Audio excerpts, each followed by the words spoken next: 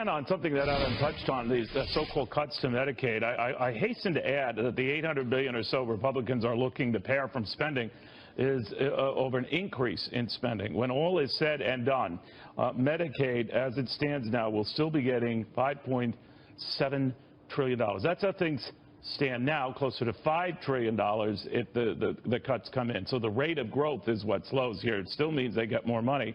And that's the problem with this so-called misnomer that these represent cuts. It's a big issue for former Reagan Budget Director David Stockman. We lie when we talk about this stuff, right? Well, unfortunately, this budget will be DBA, dead before arrival, because all these cuts I left in the vault at OMB 36 years ago. Is that right? They were rejected then, you know, the State Department, EPA 30%, cutting back on education, reducing some of the waste in the National Medical Research Institutes, getting rid of the Corporation for Public... This was a small sliver of the spending that you could touch. Right? Yeah, but that's the problem. Trump has basically ruled out Medicare and Social Security, $1.8 trillion a year. He wants more for defense, which is already vastly more than we need. That's $650 billion a year. Interest we have to pay. Veterans he's carved out. That's $200 billion a year. Homeland Security he wants more of in walls. That's $65 billion a year. Law enforcement and so forth is $50 billion, and he wants more of that. So the point is they're focused on a smaller and smaller, tiny fragment of the budget. You can't I would make the cut myself, philosophically, but there are no votes for them. When you were doing it back in the early 80s with Ronald Reagan, you ran into a buzzsaw criticism that was heartless and all of this. So what happened in the end? Well, what happened in the end that there were tiny reforms to Medicaid and food stamps and welfare, and then over time most of that grew back. And the difficulty today, 36 years later, is small ball budget surgery dies with 1,000 cuts. They need a big idea. And the big idea is to say Washington takes care of workfare with the earned income tax credit, and anybody who gets a job, even at McDonald's, gets some additional help. The states are given responsibility totally for welfare, and that means a huge block grant for Medicaid, food stamps, and the other well, let's talk about the food programs. stamp thing. These days, it's under the umbrella of SNAP, I guess. It's right, a modern that's the version name. of food stamps. And yet, 44 million receive this type of support for food. Now, no one wants to take food away from people, but the fact is it used to be 28 million as recently as 2008, about 15 million 8 years prior to that. So if we have 44 million people in this country who genuinely need this type of support, that's third world country problems, right? I mean, it's even worse. There's 110 million people in this country who live in households that are getting food stamps, Medicaid, or other means-tested assistance. That's 1/3 of the population. But it's always portrayed as you're killing off, you know, grandma or the grandchild.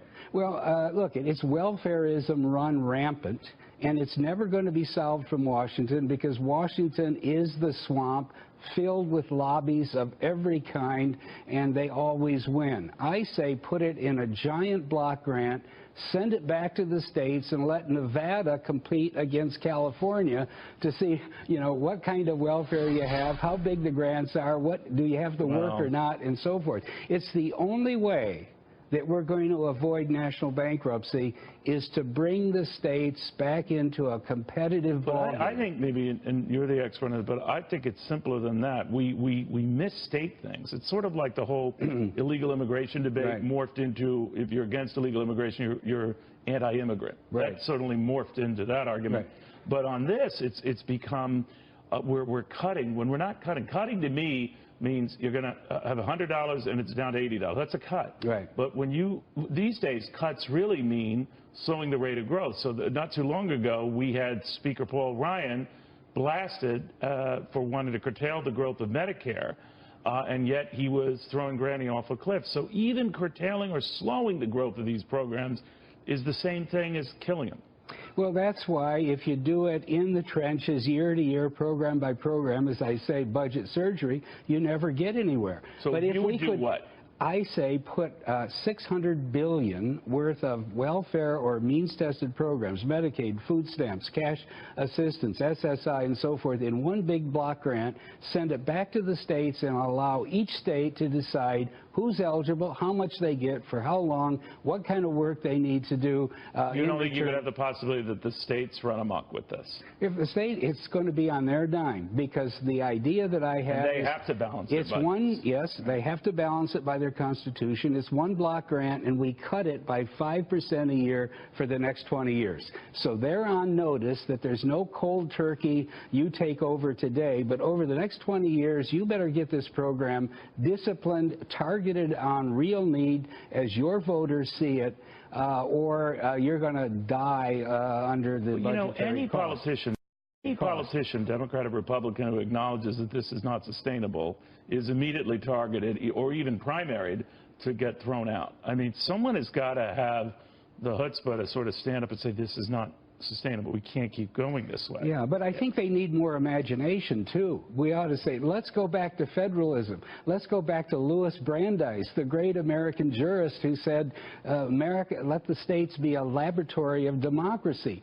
Find a different way to pose the issue and to allocate the responsibilities. We are a overly centralized, bureaucratic, quasi-socialist state. What should the federal government do? The federal government basically ought to take care of defense. It ought to take care of, as I say, workfare, and minimal involvement in the justice system. The rest of it should be states. Education is a state function. Community development, if you're going to waste money on it as a government, that's a state function. Welfare can't be managed from Washington because the welfare lobbies and all of the people behind them make it impossible. And at least most of those states, 46 of the 50 states, have balanced budget. They do, but even beyond that, see, Republican government today in the United States exists at the state level. 33 state governors are Republican, 35 legislatures, I believe. If you want to get welfare under control, give the function back to those Republican and conservative governments that are responsive to the people, and let there be a competition. If New York loves giving handouts to everybody, let the taxpayers of New York pay, and pretty soon the taxpayers of New York will be living in Florida and Nevada and Texas and a lot of other places. It's the only way in the modern world, 21st century, that we can deal with this runaway welfare state that is basically driving us towards bankruptcy. But you criticize both parties for this. For example, right. In this debate in defense, and I get this all the time, when I question adding more money to defense, I would say, well, in the $600 billion budget that is darn close to funding at the Iraq war height, surely we can examine where this money is going. Yeah. And then if you tell me afterwards, much like infrastructure, that we really do need more because it's all accounted for, then fine, maybe. But I'm just saying, we don't even do that. We just feel Neil, that. I think it's ridiculous. Okay, the Russian defense budget is $50 billion. Sitting here in New York in your studio with you, I can see Russia from here. The GDP of New York is $1.6 trillion. The GDP of Russia is $1.3 trillion, less than New York, 7% of the U.S. economy. It's a pipsqueak, backward economy that threatens us in no way whatsoever. And if we're spending now 12 times more than Russia, that can't really threaten more us. Than our threats combined, yeah, China. Yes. And Well, let me ask you about that, because a lot of people have said that all this defense spending started under Ronald Reagan, and when you were his budget director then, you could argue maybe the time was right to reassess our defense commitments. Did we go too far? Yes, we did. I fought it tooth and nail because they lied at the time. The neocons said the Soviet Union was on the verge of first strike threat capacity. It was totally untrue. They built up the top line by hundreds of billions of dollars. But it got the Russian Empire to fold. The Russian Empire folded on the weight of socialism and communism that never works. It had nothing to do... But they were plowing more into their defense to they keep were up dying. with us, right? In 1981, the Soviet Union was on death's door, and if we had more confidence in Washington in capitalism, and in free markets, and in the fact that the red Ponzi in China is going to sooner or later collapse on its own weight. And if they want to build sandcastles in the South China Sea, let them. It's a waste of their money. But you could argue, you were us. there, but with the Star Wars defense initiative and even the Russians, so that was crazy, the Soviets, whatever. But they did come to negotiate because they felt that this guy, this Ronald Reagan, would be crazy enough to follow up on, and it did got them to consider. Well, Star Wars was a joke. No one ever believed it. Well, the Russians, they came to the table. Well, they came to negotiate because they were going bankrupt. They were economically collapsing because they tried to run a socialist economy out of the Kremlin, and they proved that socialism is wrong, and given enough time, the threat from a socialist state will always But fast forward to today, you don't think the Donald Trump solution with big tax cuts and all that is the answer either, right? You're just saying we don't have the money for any of the above. Yeah, because back then we had a surplus out in the middle of the decade. We could cut taxes, even raise defense. Today, we've got $10 trillion built in. You're talking about spending. There's $53 trillion of spending built in for the next decade. There's only $43 trillion of revenue under current law.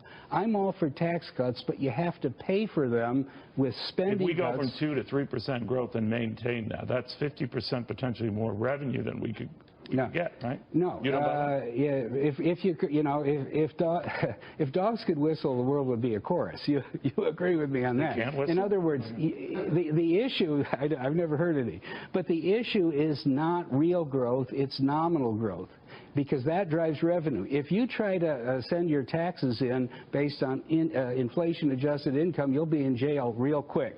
So what counts is nominal growth, and there's already built into the forecast 30% more nominal growth per year, nominal GDP, nominal wages, than we've had in the last 10 years. And when the White House and Treasury says, well, add another percent, that's 70% more. In other words, 5% growth of nominal GDP. So we're already being rosy. So we got rosy scenario in spades. Okay. Right. Always good seeing you, I think. But you are a great education on all this stuff, and he knows his numbers.